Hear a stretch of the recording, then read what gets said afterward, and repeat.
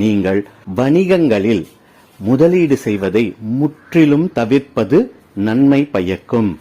மே மாதம் 1ஆம் தேதி குரு பகவான் மேஷராசியிலிருந்து ரிஷபராசிக்கு செல்கிறார்.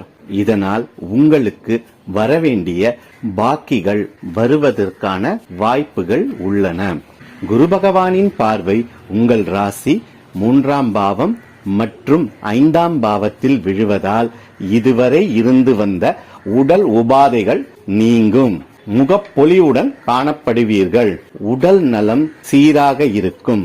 5ஆம் பாவத்தில் குரு பகவானின் பார்வை விழுவதால் பிள்ளைகளினால் அனுகூலம் ஏற்படும்.